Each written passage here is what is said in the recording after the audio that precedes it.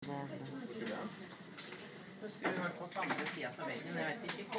tøffing. Nå har du vært våken i cirka 10 minutter.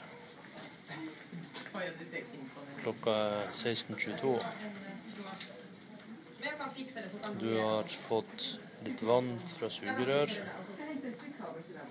fra sykepleier. Hvor er vi nå? Vi er på oppvåkning. Jeg har ikke peiling hvor vi er. Og du har sovet noen timer. Narkose. Så jeg blir sånn dragar, herregud. Og i operasjonen har gått greit, sier de. Så når du føler deg i form, så skal vi ned i 4. etasje til. Jeg skal beholde den stygge væska der. Hvordan væske? Som i armen.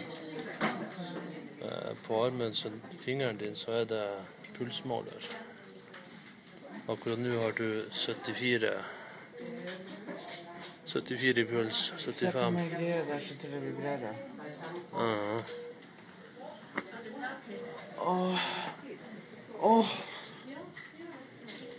Jeg røyser meg bare sånn her, jeg får noe bare dette tilbake.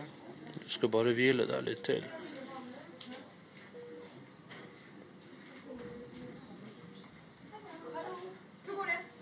Så det føltes som en normal søvn? Ja, det siste jeg husker, det var om at hun satt et eller annet som bedøvelsesgreier. Og så husker jeg ikke en dritt. Eller han gjorde det, tror jeg da. Eller det var en eller annen du som satt et eller annet oppi her, og så bare... Jeg husker ikke en ting. Var mamma der da? Ja.